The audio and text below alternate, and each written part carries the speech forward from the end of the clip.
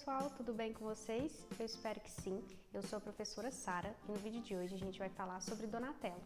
Seu nome completo era Donato di Niccolò de Bardi. Ele nasceu em Florença por volta de 1386 ou 1390.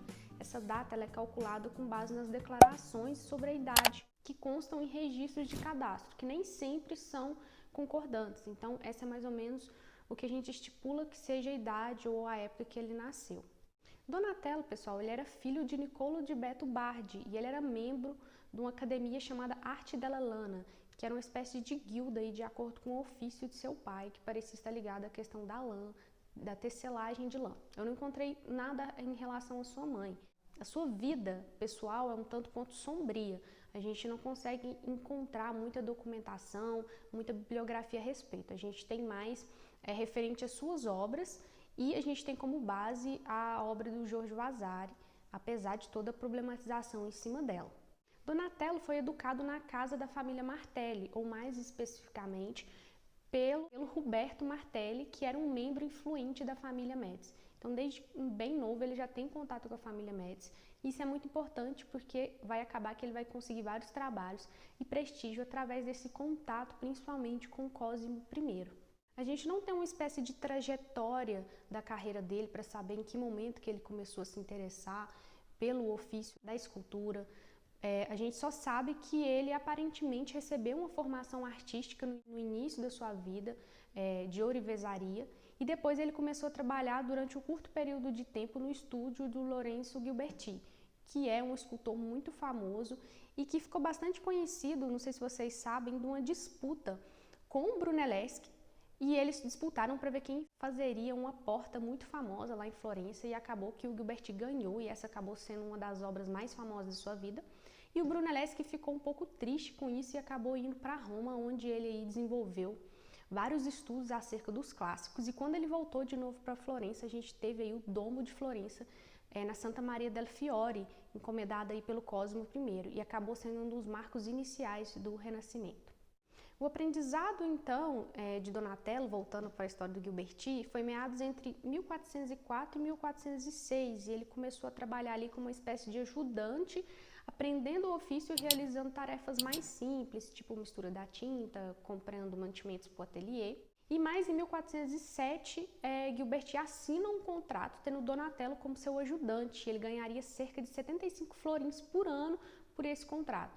Ou seja, se a gente pensa que ele entra aí por meados de 1404 e fica até 1406, é um curto prazo de tempo para que ele já tenha um contrato com o seu nome e ganhando essa quantia.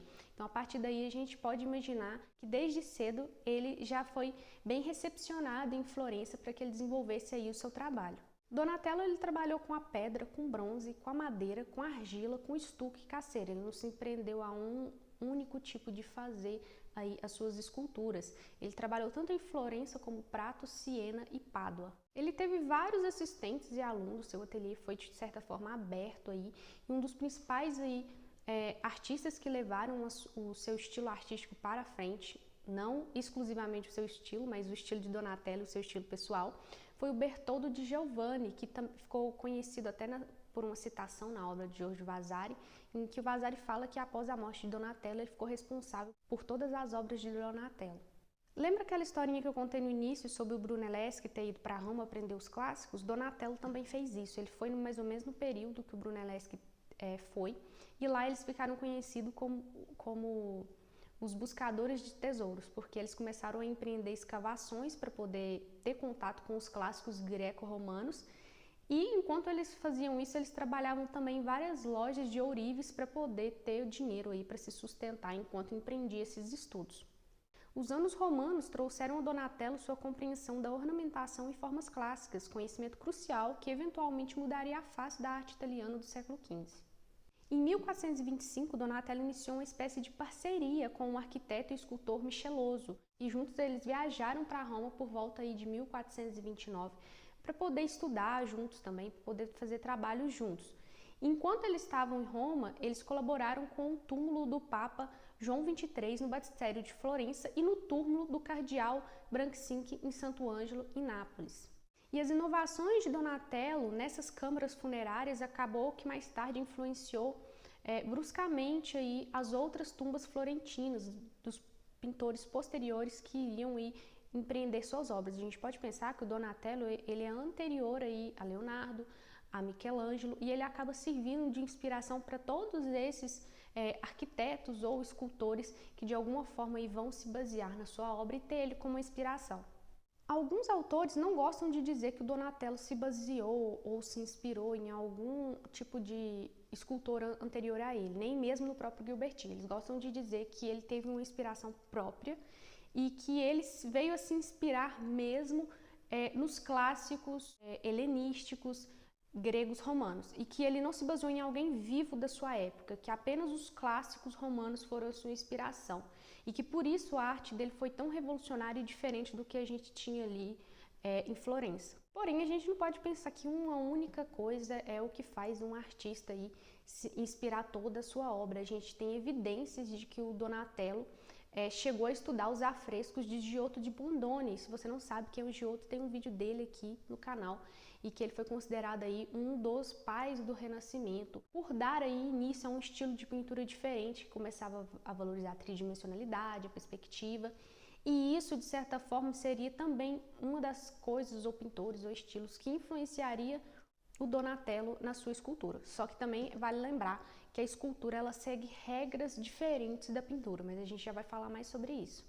Essa questão de se basear no Giotto está muito ligado pela questão que eu falei também no outro vídeo, que o Giotto ele revolucionou a arte religiosa com a ênfase em reproduzir a vida com uma expressão máxima do mais próximo da realidade, incluindo desde a passagem até as expressões faciais mais próximas, e a gente não tinha isso na arte medieval.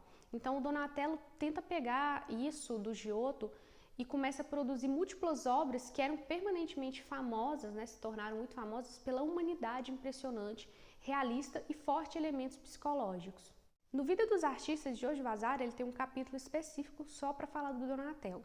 E quando ele vai falar sobre a sua arte, depois de mais ou menos umas 3 páginas, só falando da sua personalidade angelical, de pessoa divina, ele fala o seguinte sobre a forma da escultura do Donatello.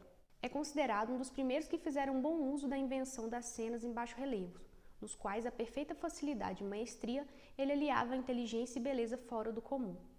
O Donatello, gente, ele tentou produzir um efeito de tridimensionalidade em uma superfície plana, que é isso que o Vasari acabou de falar na sua citação sobre a questão do baixo relevo e do alto relevo.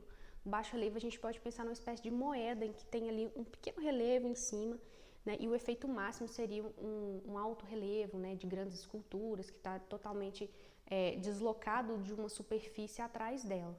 E mais tarde ele inventou e aperfeiçoou a técnica conhecida como sciatto, ou relevo raso. Sciatto causou um grande rebuliço no mundo da arte e Donatello se viu mais procurado depois disso.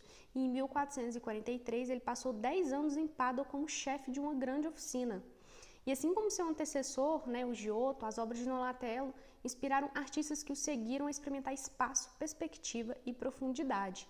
Acerca da personalidade de Donatello, isso é uma coisa muito difícil de falar, Como é que a pessoa era, como é que a pessoa foi. Mas o Vasari, como sempre, se atreveu a falar de como era a personalidade dele e construiu uma enorme narrativa, inclusive contando histórias um pouco duvidosas, muito duvidosas na verdade, sobre a personalidade de Donatello. Mesmo tendo escrito mais de 100 anos depois da morte de Donatello, nunca tendo tido nenhum tipo de contato com ele. Ele diz o seguinte: foi tão agradável, amável e honesto em todas as suas ações que se hoje o apreciamos e veneramos depois de morto, muito mais o adoraríamos em vida. Porque assim como artistas modernos, em sua maioria, são cheios de inveja soberba misturada à vã ambição insolente. Donato era benigno, cortês, humilde e sem presunção. Enquanto estes prejudicavam ao próximo, ele sempre se esforçava para favorecê-lo, louvando com modéstia e judicioso respeito aquilo que os artistas faziam. Em contraponto a essa imagem tão divina que o Vasari prega de Donatello e de quase todos os outros artistas, eu tenho um outro documento citado pelo historiador da arte Daniel Zolli, em que ele apresenta aí um documento que fala da prisão de Donatello na juventude, quando ele foi preso por agredir Piero de Anchino. Parece que eles tiveram aí um conflito na região de Pistoia. E aí, a partir disso, ele acabou sendo preso. Então, a partir desse documento, a gente vê que, às vezes, as coisas nem são como a gente pensa que é a partir das leituras do Vasari. mas é um pequeno relato aí, né, que a gente pode pensar da sua personalidade. O historiador Paul Stalter afirmou em sua obra que Donatello não escondeu sua homossexualidade e que seu comportamento foi tolerado por seus amigos. Ele ainda fala que a principal evidência vem das anedotas de Angelo Polizano, que era uma espécie de documento, parece, onde ele escreveu que Donatello vivia cercado de assistentes bonitos. E esse tipo de afirmação não era surpreendente, né? Porque no contexto das atitudes prevalecentes na República Florentina do século XV, início do XVI, a gente tinha muitos relatos, principalmente dessa questão dos resgates aos clássicos, de uma volta do que era a Grécia Antiga. Então, tinha muito essas questões de se voltar ou de ter esses debates acerca da homossexualidade. Só que, por causa disso, as pessoas tendem a falar que em Florença era permitido e louvável a homossexualidade. Isso é uma mentira, viu, gente? As pessoas eram presas, poderiam ser torturadas ou queimadas. A homossexualidade era um crime, nem existia homossexualidade, era sodomia, no sentido de crime mesmo. Então, a gente não tem nenhum relato que comprove que ele era homossexual, apenas essas suposições. E uma outra coisa que eu vou falar mais pra frente para vocês, e como que a gente sabe, por exemplo, que alguém poderia ser ou não?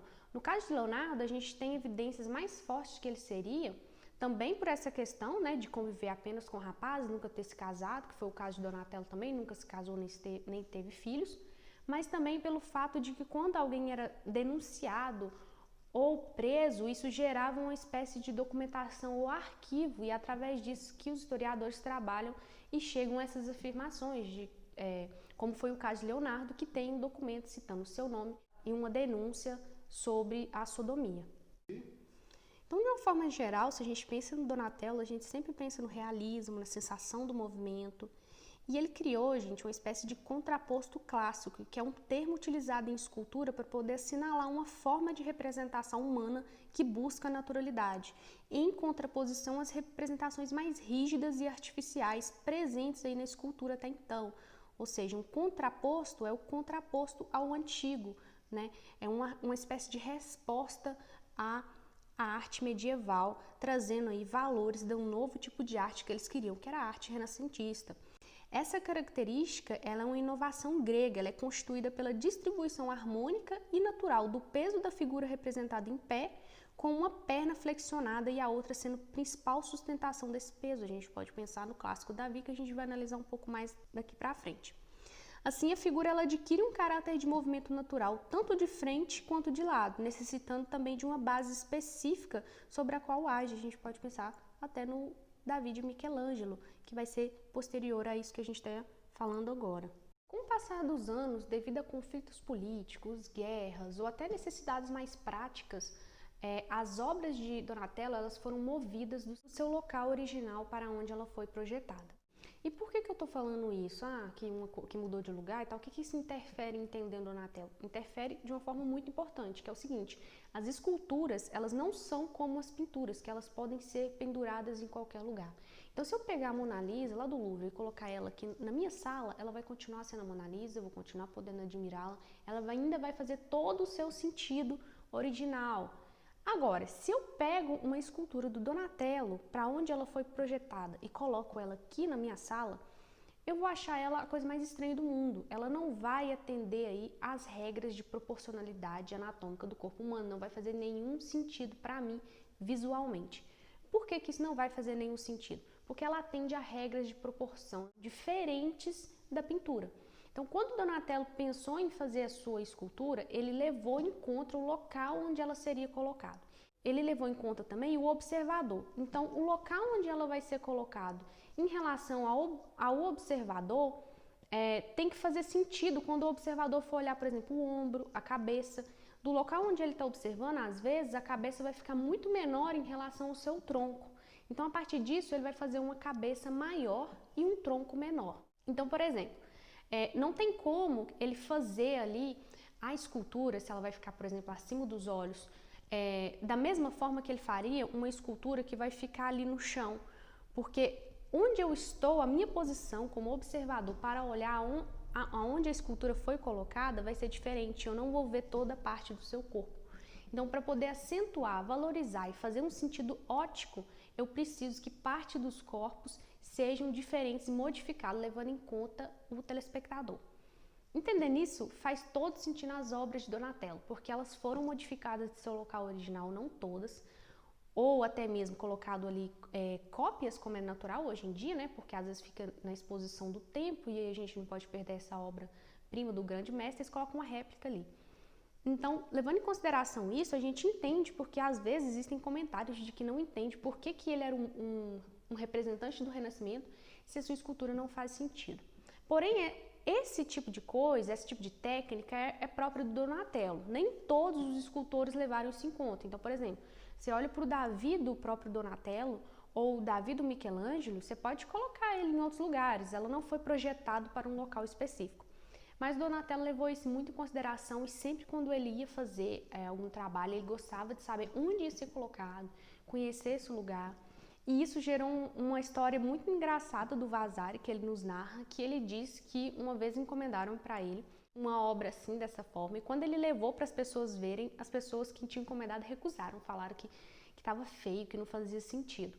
Só que depois ele foi e falou assim, eu vou refazer para vocês então. Ele colocou um véu sobre a escultura e ficou 15 dias sem encontrar com essas pessoas e sem nem tocar na escultura. Depois ele chamou essas pessoas de novo, tendo colocado a escultura no local a qual ela iria pertencer, e as pessoas aprovaram o seu trabalho. Provavelmente, como até um dos artigos que estuda ele, desse historiador que eu citei para vocês, que eu vou deixar aqui embaixo nas referências, falou, essa é uma história mentirosa. Mas serve para a gente entender o quanto desde a sua época e até hoje, Donatello era ainda incompreendido no que diz respeito à forma como ele trabalhava com as suas esculturas. Donatello ficou conhecido também por ser um dos primeiros a trabalhar aí com a escultura, nu na escultura, né, que ainda era muito perigoso para a época, né, você poderia ser denunciado e a gente, nesse mundo aqui da Plain Art, como vocês podem ter visto, vários artistas sempre vão ser denunciados pelas suas obras. Com ele não foi diferente. E depois aí a gente tem o Michelangelo com o seu Davi também. Claro, assim como várias outras obras dele, também passou aí por essa perseguição. Mas ele não desistiu e ele continuou produzindo essas obras com esse teor menos conservador. Donatello chegou a trabalhar com Andrea de Verrocchio, que foi professor de Leonardo da Vinci, se vocês se lembram. Ele também trabalhou com Brunelleschi, que teve algumas discordâncias na decoração da antiga sacristia da igreja de São Lourenço. E apesar dessas discordâncias que narram até documentos, o Vasari fala que eles eram muito amigos, inclusive narra aí um diálogo entre eles, né, um possível diálogo entre eles próximo da morte de Donatello, em que o Brunelleschi conversava com ele de uma forma mais fraternal, de uma amizade muito grande. Donatello foi precursor da figura do cavalo em bronze, em homenagem ao grande personagem disposto ao centro de uma praça pública. Aquela questão da figura equestre, né, da escultura equestre, que tem sempre ali um grande comandante em cima do cavalo, que vários outros artistas tentaram reproduzir, inclusive o próprio Leonardo também. Porém, nem tudo que o Donatello fez sobrevive até hoje. A gente sabe que entre 1410 e 1412 ele fez uma estátua gigantesca de terracota que representava Josué, porém ela acabou sendo destruída. Donatello morre em 10 de dezembro de 1466, com 76 anos, caso ele tenha nascido aí até por volta de 1390, dentro daquilo que a gente falou no início. E Vasari afirma que ele foi enterrado na igreja de São Lourenço, perto da sepultura de Cosimo, conforme o próprio Cosimo ordenou que assim fosse. Vasari afirma que o Cosimo recomendou a seu filho Piero que desse a Donatello a propriedade em Cafaggiolo, mas por Donatello ser uma pessoa muito simples, ele não ficou cerca nem de um ano na propriedade e devolveu a Piero, falando que não tinha interesse em ficar com uma propriedade tão grande, que ele queria ficar numa residência mais humilde. Claro que a gente pode pensar que isso faz parte da narrativa de Vasari para construir essa imagem de que Donatello era uma pessoa muito simples, muito humilde, que não vivia de grandes riquezas. Mas, de qualquer forma, o que a gente tem de verdade dentro dessa história de propriedade, onde ele viveu ou não, é o final, quando Vasari cita, e a gente tem comprovação disso, que Donatello passou seus últimos dias em uma casinha simples em Via de Cocomero, próximo aos conventos das freiras de São Nicolau. E a gente sabe disso por meio de uma locação datada em 1433. Tá aparecendo aí para vocês agora, pessoal, o Davi, o tão famoso Davi de Donatello, que ele hoje está no Museu de Bargello. É a obra mais famosa de Donatello e a primeira estátua nua autônoma conhecida, produzida desde a antiguidade. Ela é concebida totalmente independente de qualquer ambiente arquitetônico e representada amplamente uma alegoria das virtudes cívicas triunfando sobre a brutalidade e irracionalidade. A gente pode pensar nessa questão de independente de qualquer ambiente arquitetônico dentro daquilo que eu expliquei, que algumas obras deles dependiam desse ambiente para fazerem sentido. Sobre a questão disso estar contra as virtudes cívicas, triunfando sobre a brutalidade e irracionalidade, é porque o Davi ele é considerado o símbolo de Florença. Florença se apropriou da imagem de Davi, porque Davi derrota Golias, ou seja, o pequeno derruba o grande. Eles estavam fazendo uma analogia entre a forma como Florença derrubou a grande potência militar que era Milão. Reforçando essa ideia, talvez tendo até como ponto a grande batalha de Anghiari, que também foi representada por Leonardo da Vinci, que fala sobre essa questão, essa guerra aí que teve, de certa forma, entre florentinos e milaneses. Essa obra a gente acha que ela foi encomendada e tudo leva a crer por Cosimo de Médici para o pátio do seu Palácio Médici, mas a sua data continua sendo objeto de debate. Ela é frequentemente datada na década de 1440. E na década de 1460, com apoio de alguns estudiosos. Alguns especialistas perceberam Davi como tendo qualidades homoeróticas e argumentaram que isso refletia a orientação do próprio artista dentro daquela questão que a gente discutiu sobre a homossexualidade, que até então era vista como sodomia, mas, como vocês estão vendo aí na explicação, qualidades homoeróticas ou homoerotismo é diferente aí da homossexualidade. As suas principais obras são São Marcos, que está hoje em Florença, foi feita aí por volta de 1411 e 1413. Profeta Abacuque, no Museu da Ópera de Domo, em Florença. A Festa de Herodes, que está em Siena. O Seu Grande Davi. Monumento Equestre de Guatemala, que está em Pádua. Penitente Madalena, em Florença, no Museu Ópera. Judite e Holofernes. E a Virgem e a Criança com 4 Anjos, que está aí na Victoria, em Albert Museu. E dando uma investigada sobre a vida de Donatello, eu acabei encontrando essa reportagem que fala sobre um novo crucifixo de madeira que foi descoberto recentemente, sendo da autoria do próprio Donatello.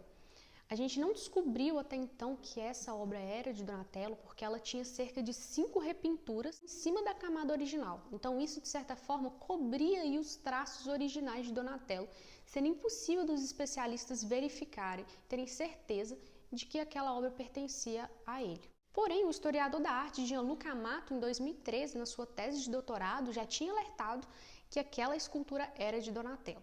Porém, a gente sabe que isso é um processo burocrático que demora tempo, precisa passar por um comitê de avaliação, tem que enviar essa obra até os restauradores, precisa de uma equipe, tem todos os custos financeiros, todo um debate da mídia até que seja aceita essas restaurações, essas verificações, isso pode demorar anos até que isso aconteça.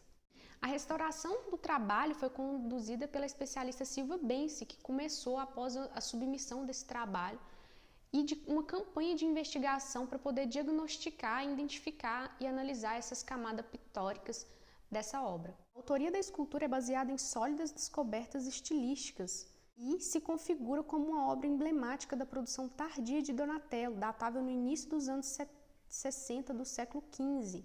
O artista relembra o tema do crucifixo de uma maneira diferente dos exemplos monumentais anteriores. Muitos aspectos da escultura de Legnaia oferecem evidências convincentes, como o Holofernes, do grupo Médici, localizado em San Deiglio de Palazzo Vecchio. Somos-se isso as semelhanças entre a tanga modelada em tela embebida em cola e gesso e as intenções de modulações da copiosa cortina de Giuditta. Ou seja, eles pegaram especialistas em Donatello, na técnica, no estilo, no material de Donatello, para poder entender se essa era realmente uma obra dele. Aliado a isso, que há eventos históricos que falam de um Cristo de madeira crucificado, pertencente a uma congregação da Companhia de Santo Agostinho, que está localizado desde o início do século XV, num oratório adjacente da Igreja de Santo Ângelo, que hoje é o Oratório de São Aurélio. Então, a partir dessas investigações laboratoriais, com essa equipe especialista no estilo de Donatello, mais esses documentos, eles chegaram a essa conclusão. Por causa do coronavírus, não vai ter uma exposição que mostra aí a obra que provavelmente vai mudar de valor e vai mudar muitas coisas agora, porque a gente valoriza, às vezes, muito mais o nome de quem fez do que a obra em si. E aí seria feita essa exposição em Florença com o nome de Donatello, só que por causa do coronavírus foi cancelado. Vou deixar os links aqui embaixo para quem quiser ler sobre essa reportagem. Lembrando que esse link, assim como a maioria de tudo que eu vou deixar aqui hoje, vai estar em inglês, como eu falei lá no Twitter com vocês, né? Infelizmente, quando mais tempo a gente regride aí na história da arte, mais difícil fica acesso a informações, principalmente se essas informações na nossa língua, né, no português. Mas eu fiz o possível, espero que vocês tenham gostado desse vídeo. Se vocês querem ver sobre outros artistas, outras temáticas, deixe aqui nos comentários. Compartilhe esse vídeo com os amigos, com a família, com quem você acha que pode se interessar por essa temática. Deixe o seu like, se inscreve no canal e ativa o sininho para receber todas as notificações de tudo que a gente posta aqui na Plenhar. E eu estou no Twitter, Instagram e Facebook conversando com vocês, trocando ideias. E não esqueça da nossa campanha no Apoie-se. A partir de apenas R$2 você consegue contribuir para a Plenhar continuar crescendo e produzindo conteúdo para você. Beijo e até a próxima!